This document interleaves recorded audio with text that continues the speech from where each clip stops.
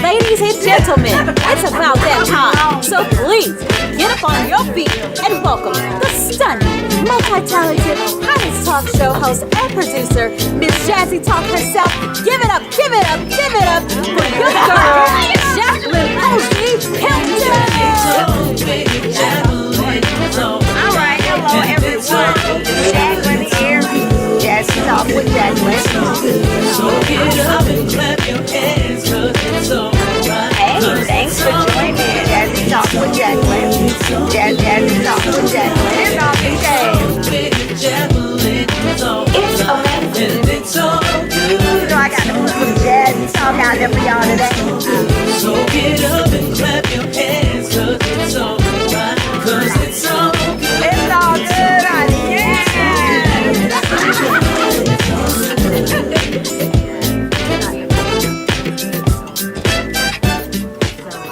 All right, so I'm just in the industry. Things that I've experienced mostly would be that I can tell y'all about that really tripped me out. Was I booked a Hewlett Packard commercial, and when I booked the commercial, that was the first thing I ever booked. You know, and I was going to be SAG after that, and which I am, and I became SAG after that. But I never saw the commercial. Never saw it. Never ever saw it. Got paid for it. Got a nice big check. Went and shot the commercial. Never saw it. But people were telling me, you know, they have my friends that have been in the industry, you know, much longer than I have. They were like, that happened. Oh, yeah. Sometimes you might not see it. They might decide later that the company doesn't want to use it anymore, or they can use it 3, 4, 5 years down the line. Exactly. So they never contact you. Nothing. But then I learned from that when I started booking. I booked Lord Help Us and a couple of other things after that, the Jamie Foxx show, different things like that. And I was like, okay, so don't tell anybody what you do. Just wait till it comes out. You know, true. wait till it comes Yeah, out, it's because if you tell people that's not in the industry also that you have an audition or this, that, or whatever, they're waiting. What happened? What happened on your audition? What did they call you? They don't get it. Do you see that? Yeah. They don't get it like we are, because they're not in it like we are. So a lot of times I'm figuring out now that what I see best is go on my audition, do my audition, and then hit it to the next one. Go to the next one. Don't even look back. Don't even think about it. Right. Keep, you know, and that's what I found out. That I thought I was more of a Meisner. Found out that wasn't it. Still looking to see, you know, but Meisner's not it. Yeah. Don't really care for that. But that's you know, a lot of the things that I go through in the industry, you know. Yeah, I can understand that. Some of the things that I started as a kid, you know, more in theater. Yeah. And with theater, what I loved about it is you didn't care about your image really. It was more about, you know, being in the moment and performing. Yes. And then later, I kind of got into, I'd say, maybe about 8 years ago, I started to jump into the film industry. Yeah. But I got into my head. Okay, so I thought that it was like modeling. I thought that, you know, you had to be this perfect, beautiful image of what Hollywood and everybody expects you to be. And so then I was really getting into a low point, so I jumped out. It was like, I love myself. I want to love myself, and I can't do it. But then, a couple years later, my husband jumped in, and he started teaching me, and we got some really good coaches and teachers, and they were like, no, you know, the beauty of the industry is that you have to embrace you. Yeah. And No, so, that's a big one. And so honestly, for the first time in my life, I mean, as a kid, I was actually bullied. I was bullied. I was pretty chubby. But you're kind of tall, Amanda. How you was bullied? I was short and chubby and nerdy. Yes. I'm still nerdy. I'm still a complete nerd. Whatever. But you know, that combination kind of made me a little bit of a target. So, but it's funny how I finally jumped in. Excuse me.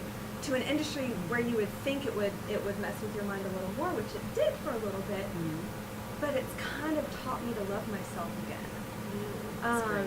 And honestly, if I could teach people one thing, in my life is to love yourself. There was at one point, it's really easy to get into your head and to try to create these ideals.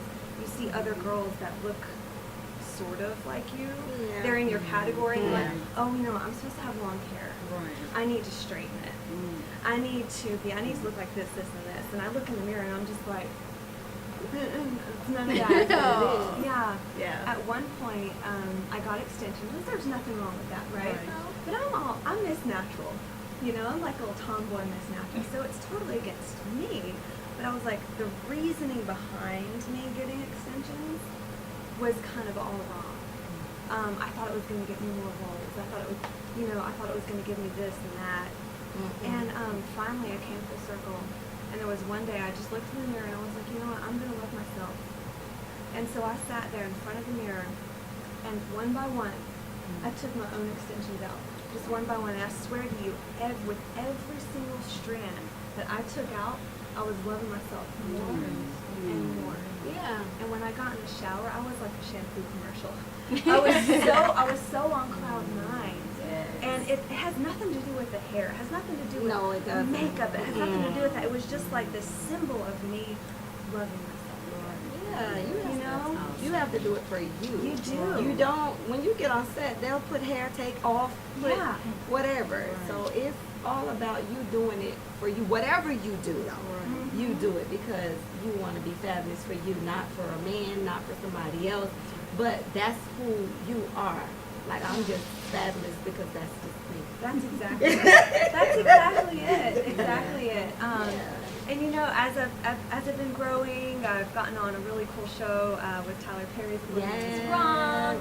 Being on set with my husband, he's on the show too. How is that? It's a dream. And actually, he plays my boyfriend on the show. I've seen your show. Yeah, so awesome. being on set with him is just amazing. He's actually on set right now for this new movie called Beauty and the Beholder. And I'm going to be on set soon with this movie. It's really cool. He plays a narcissistic plastic surgeon. My character actually hates him. So I can't wait to see how that all transpires. So that's kind of been my experience so far with the industry. That's awesome. Wow. What can I say?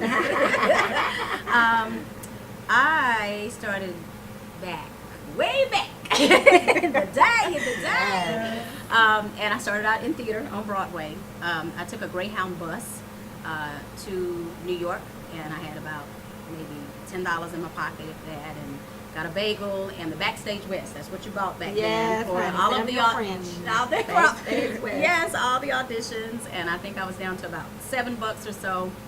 It was 1 o'clock, about 400 or 500 girls, and they just kept cutting and cutting and cutting. And then at 5 o'clock, they gave me the contract. I got the job as playing Gregory Hines' little sister on Broadway. And so I've been trained very, very well, and it's just such a dream job to work with Felicia Rashad, Ben Vereen, of course Gregory Hines, who's just the sweetest man ever. And it was just amazing, absolutely amazing for that to be my first big job. I think I was 20 years old, and I know, we're like, whoa! It was so sweet, learned a lot. I definitely love theater more than probably television and film. Is nothing like it. Just the rawness, the realness. If you mess up, get up, keep going. You gotta keep going. And it's just amazing training. And so it was wonderful to do that. And then when that show closed, my first dive into television was All My Children. Can you believe that? So I did. I know. Everybody used to watch that, girl. So yes, I was in Pine Valley, with Noah, the character Noah. Oh, he's so fine. Yes, Noah, where are you? I'm trying to find him. I'm married now, but I'm just saying, Noah, you could, find me on Facebook or something. I'm, just make a connection or something. Right. But no, he was a sweet guy. And so I did All My Children. From there, flew to LA and was doing another Broadway show where I don't know if people know this. They actually do Broadway shows sometimes in LA first, to kind of get it ready, Right. and get the little show's feet wet and whatnot, and then take it back to New York. Right. So I got out there, Sunset and Vine, right there at the Doolittle Theater, I believe it's called, and was doing Smokey Joe's Cafe, which is another really cool Broadway show. And that's when the bug hit me. I got an agent, and I did not want to get one, but I got one because I knew they would want me to do auditions. And I said, I'm a New York girl. I'm theater. They're like, no, you are funny. I mean, you can do TV. You can. And I said, yeah, because when you're a diehard like New York / you kind of have to hold that image like, oh no, I'm theater. You don't understand. Lights, camera, action, and honey, all that cut, that take 2 and 3. No, honey, it's just one take, baby, one take. So I was like. Whatever. So I get the first call, and I said, I'm not really into this, my agent, hello, what's up, so they said, we have an audition for you. I'm like, y'all, I know I signed up, but I'm really not into this, and they says, well, can we just tell you, what it is? I said, yeah, you can tell me, but I've got rehearsal in a minute, and they're like, oh, it's Fresh Prince. I said, Fresh Prince of Bel-Air! Oh my God, Will Smith! What time is my appointment? Oh my goodness! So I did. Oh gosh, I ran, honey. I got myself together, and once again I got there, and I'm like, why is it like 300 amazing, gorgeous? Y'all know how it is. For like 4 or 5 little lines. I'm thinking, oh, I got this in the bag. I get there, and it's like me times 200 or 300. Oh my God. And I waited, and by the end of the day, it wasn't even a day. By the end of the day, I had gotten that job as well. And Will Smith changed my life. He's the one that said, girl, if you don't stay in this town, you have got talent, you are hilarious. Do you know that? I said, no, not really, but since you said it. And I stuck with it. And I slept in my car. I told my mom that I had, everything was fine. I said, oh, Mom, I found a place like plush carpet, it's track light. And girl, I was like in my Oldsmobile, right? So it's like nice little carpet, little track, little lighting at the top of the car. And so I did that just for a little bit and was able to get on my feet. And that's my real story of Hollywood, is that it's not always glamorous. You do what you have to do. You do sleep in your car sometimes when you first start out. And back then it was Kinko's, I believe, stayed open 24 hours. And I was there just, it seemed like every night doing my long resume, so to speak. And so, it was that, that was something that was very interesting. But then, one job led to another job, and then of course, Girlfriends. Finally booked Girlfriends. Did a lot of shows, and then Girlfriends was probably one of my biggest and most favorite, because the cast is fabulous. Tracy Ross, and I miss them so much. Girls were fabulous. Thank you. They're so sweet. Each young lady was so different. When I first tried out, they said, don't even try out. You're not girlfriend material. Of course, that hurt me. But they say that kind of stuff, and I said, but it's okay. I said, whatever that means. And then about 3 months in, they said, Cece, William needs a girlfriend, and she got to be crazy. I'm like, that's me. And so it's okay if you're not it. It's okay if you're not the main cast, or if it's what you're looking for. If you're good enough and whatnot, they will call you.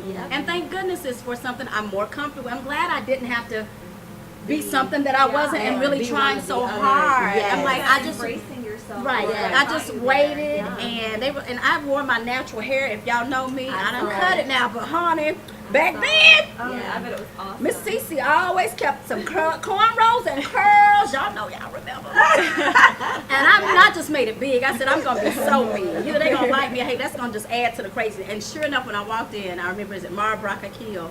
She said, okay, wait, first of all, I love your hair. And I mean, that just made me feel like, are you? Because it was big. It's either they're going to love me or they were going to. And I was just, I'm always so on point. And I said, oh my God, and my hair loves you too. Oh my goodness. And they were like, she is stupid. We love you.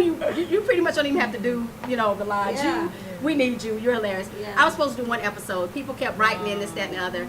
And they kept adding me again and again. People kept writing in, kept calling in. They said, ma'am, we trying to get rid of you. But people just say, no, please. She adds all this spice. She's just crazy. She's funny. She's kooky.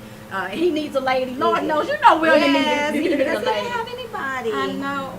And then when I left, he didn't know what to do without me. I left him at the altar.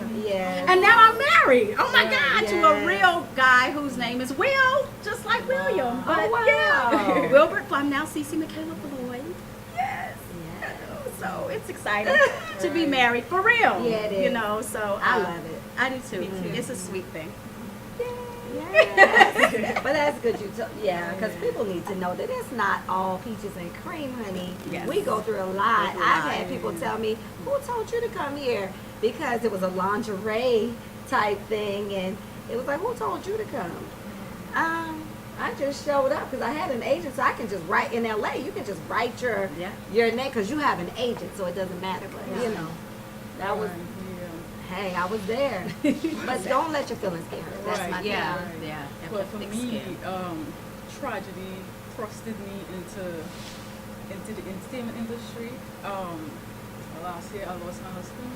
We were married for 15 plus years, and I just like, Lord, what is this? You know, I consciously made the decision not to ask him why, because I know that would lead me down a path of just deeper depression. You know, so I was like, Lord, you know, what is this? You know, like, you know, what's gonna happen now? We got 2 kids, 2 beautiful kids, and you know, death just came and just interrupted normal life for me. And that was just so difficult, and just by the grace of God, I'm here today. And God just, you know, step after step after step, He encouraged me to go this path and go down this road, to express myself through music. And I'm also an author, writer, and songwriter, and just to express myself, I had to release it. You know, I had to do something, but I had to release it, and that was the gift. And God put people around me, because you know, at the time I was grieving, and I allowed myself to grieve. I allowed myself to be sad for a few weeks. You know, I was like walking around the house when I got the news. Just, you know, I say like somebody beat me with a stick, like all life. Just was like, you know, I was dealing with fear and anxiety, and you know, what is this? You know, that's a question I keep asking, because it's not fear. Why could be my husband? Why mine? You know, I ask that question, but then why not me? Because we live in this world, and this life is not easy. It's tough. It's hard, but God. But His grace, but His love for us. And you know, people ask me, people look at me and say, "Avril, you're strong." I'm like, no, I am not strong. Exactly, I am weak, and I have no problem. I have no problem telling you all and telling everybody who listens, I am weak. He is my strength. Any beauty you see in me, any strength, any joy is the Lord. That's right. And I'm just here to say, you know, that let God be an anchor. And all I could do was, sometimes I'm so sad and so depressed, get up in the morning, I don't want to get up from the bed.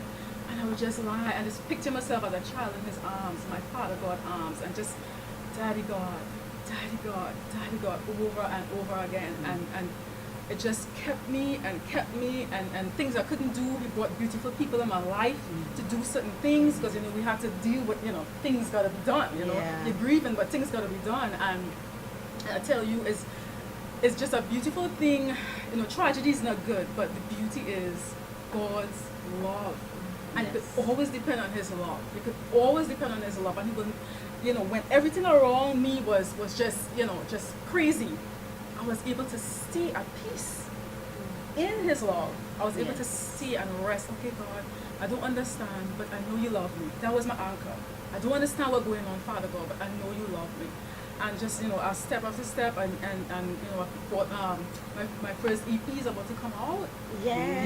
My Lord stood by, and I'm excited about my future, and I know that all things work for good to those who love the Lord. And I just, you know, I have my down days where I have to, like, literally say, okay, Avril, no, you gotta get up, and you're gonna say, and I just have my confessions. I'm the righteousness of God in Christ.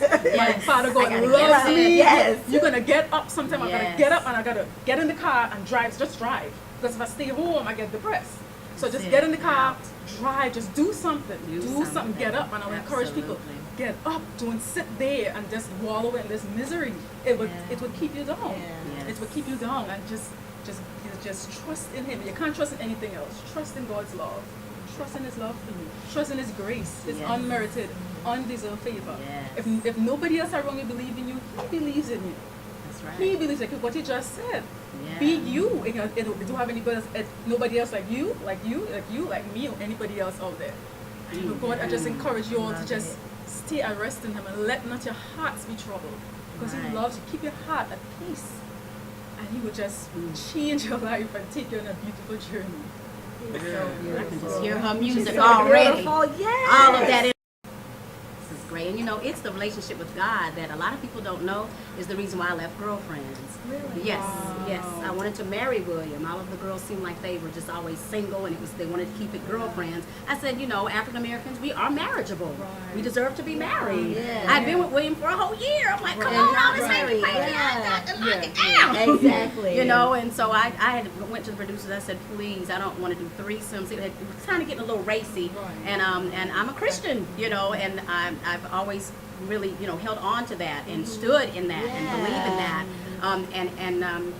You have to be so strong. And so they said, no, we want to keep it. And I said, I totally understand. And it's been a pleasure to work with you guys. But then this would have to be my last day. That's a big So step. it is. A lot of people don't know. Yeah, that's why I that. left my relationship with Christ. And I had to do a personal letter to Kelsey Grammer. And I told him, you know, this is strict orders from my father, you know, in heaven. Yes. He was like, what father? I'm like, I know, honey, that one is not available. Right, God Never will honor has that, been. right? But He will the honor- Heavenly he will honor Father. that. And Expect from you to there, be I went holy. on the road. Yes. Yeah, from there I went on the road and did know ministry that. and This is just motivational left. speaking. Yeah. Yeah, for girls. And I believe in purity. So abstinence until marriage. I lived that life for 10 years and 9 months. And then I was finally found by my Boaz. So, Yes. yeah, Boaz. Yes. See, that can't happen in Hollywood. They can't write that, huh? That's real life right there. That's real life. And so I just don't have to want for anything. It's just a blessing when you do it the right way. And so I'm excited, you know, to just be here doing and being able to say what we're saying now. They need to hear the real stories of you know, that it can be beautiful, that we are marriageable, that it does last, and you know, all of that. So it has been a wonderful that, you know, no longer a girlfriend, now a wife. Exactly. And so but my relationship with God is everything. It's everything, and it's okay to be holy and in Hollywood, from Hollywood to Hollywood. Yes, and we're marriageable in Hollywood because we always see the divorce. Yeah, That's right. But All that's the not bad true. stuff. I've been married 22 years, and I've been in the business 20 years. Sold our home. Another story. Didn't quite live out my car yet. I hadn't had to do that, but I had to sell my home and move to LA and downsize to an apartment. And it's not all peaches and cream, but we definitely, you can be married and you can still stay focused in Hollywood. You don't have to be on the casting couch, and you don't have to do any of that stuff, because if you love your husband and, like you say, put Christ first and know that this is your purpose, this is why God has us on this earth. But you gotta know what your purpose is. And everything will flow when you have Everything purpose. will Yes, flow, everything but comes what, in. and the energy that, I love this energy that I feel here, but the energy, protect your energy around people, certain people, and everything can be good. Everything can be really good. Absolutely. So one of the things that, you know, we just cannot kind of, you know, just not act as if it's not happening is the whole social injustice piece. You know, kind of what's happening out there sometimes with our African American brothers, and I'm very affected by that, just because I am a motivational speaker now, and I want to make sure that I use my celebrity platform to just bring awareness, healing, understanding, you know, not so much fighting and all of that, but, and so it's interesting because I grew up in a time where, and I'm so excited about the roles now for African Americans, and we still have a long way to go, but it's just amazing some of the projects that are coming out now. But I want to share with you guys a little piece that happened that probably very few people know about. But years ago, like I'm over, but I have been in the industry a long time. My first movie I did at 9 years old. So people are like, girl, you've been in it a minute. But I auditioned for, hopefully I'm saying the right, is it Ariel, the mermaid? Is that right? Yeah. Remember Pretty Little? What? I know, you know, she's the mermaid. Yeah, that's my favorite movie. Okay. So I didn't quite know, you know, what it was, but I knew it was Disney, and I knew it was. I love voices. I do a lot of voices, and some people don't know I did the voices in the Fat Albert movie, You Got Served, Ray Charles, if they can't sing and the different, baby, and all of that. And I'm like, oh yeah, doing all the different voices and things like that. I may not have done that particular one, but I'm always voicing and doing, all those different crazy voices. So you just go in the booth when you do voiceovers. They don't really see you. Exactly. And so I pretty much had it. I was singing the song, and they were like, hands down, And then I walked out of the booth, and they were like, oh, you're black. And I was like, she's a mermaid. But she's a mermaid, and it's just a voice. They said, but with all the publicity and the Good Morning, Morning America, the different things that would go with that. Okay, Yeah, so girl, I'm the first we go to through admit it. that I don't have the same experience. I as you. know. I'm the first to Lord. admit. Oh my So when I hear, I was raised on a farm, and my mom. Yes. I'm I kind of know. secluded with those things. Right. And my mom was very, very like she raised us to be very open to the world and not to see things that way. Yes. And negatively is what I'm saying. Right. Like no judgment, very Right. non-judgmental. I will thank her forever for that. Yes. So when I hear stories like this, I'm just like, Yeah. people are like that. Yeah, and it's a mermaid. Yeah. And I went for many more characters. So it took them many years to finally do an African American character, which I think is it Tiana or Tiana or I think something with Tiana. Yeah. So, but I grew up in that time where I was one of the Pocahontas. I was just trying so hard, but no matter what, but betcha on land they understand. You're gonna make me cry. That they don't reprimanded daughters, right young women, sick of swimming, ready to stand. I jump in, but I'm gonna just do it. I want to be where the people are. And they're like, you sound like a knew. She's so cute. Yeah. And they were like, that's it. We've got it. We've got her. And then, so there's so many stories like that. And then probably the African American thing where you go in and they're like, could you just be more, and I wish they would just say black. They're like, more urban. I'm like, black. More black, less black. Yeah, less black, especially commercials. Less urban, more urban, a little more urban. Okay, less urban. It's a lot. It's so extra. Really confusing. We go through a whole lot of extra. Yes. Deal with the rejection, like what you just explained. Oh, What's your mindset? Like, Because of when I came out, when the younger days of, back in the early 90s and whatnot, it was so tough. It was so tough. It was much harder. It wasn't the YouTube. It wasn't so many opportunities. Then you didn't have makeup. That was our color, right? That was something. So it was for the makeup artist to not know how to do you because you're African American. They didn't have enough makeup. What? And they have you looking like a ghost or something. Yes, exactly. Like, what is going We on? have really evolved. It's a pleasure. It's a pleasure to see the goodness of God and what He's done. And He's going to keep doing it. He's going to keep doing it. He's going to keep evolving. Yes. We're going to hang in there and keep making changes and whatnot. And it's a blessing. It's a blessing. But it's interesting to hear those types of stories that of the untold stories, where it's like, wow, I would have never known that a black girl went up for the untold stories. Yes. I got a lot of them. Yes, it's amazing. It makes me feel so proud though now when I see, the movies that are out now and the beautiful, African American girls and all types of girls that are doing these parts. It's amazing. Everything that we've been through. Oh yeah, and it's come a long way for women in general. Women in general, that's what I'm happy about. It's wonderful. Because I don't focus on the color, even though it's there. Right. I don't focus on it, but I walk in like I'm what you want. And that's in my mind. Another thing I would do too, if they asked me to play a demon, I would just wear all white and I'd play it an angel. And I would even tell my agent, I'm like, it's a spirit. I'm just gonna roll with it. You know what I mean? And they were like, it's supposed to be like, you are so, and all that. And I'd be like,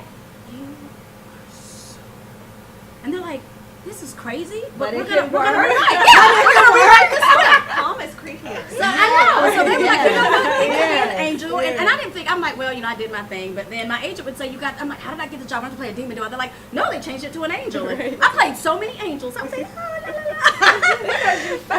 yeah, exactly. And I'm not going to play something I don't want to play. What? Are you going to Yes, sing chorus, just the chorus, just a little bit. Okay, give us a little something. In my lowest time, my Lord stood by my side. His love a glory cloud. He kept my heart, my mind, His peace supplied the strength I needed to survive. Amazing. The stuff that she. Yes. Oh my God. Anointed. Yes. It's wonderful. Anointed. Let me touch. I know. It's wonderful. And that came out One of the of, songs, is yeah, that some of the course, words that's yes, coming out yeah, of I what you did, went through?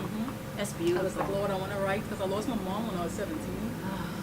And then my husband last year. And I was like, Lord, I want to write a song. You know, I don't want it to be too corny. That's right. But to get the message across. And yeah, so that will be one of the songs in the EP. Yeah. Love it. The name? The EP, My Lord Stood By. Beautiful. Wow. That's so awesome.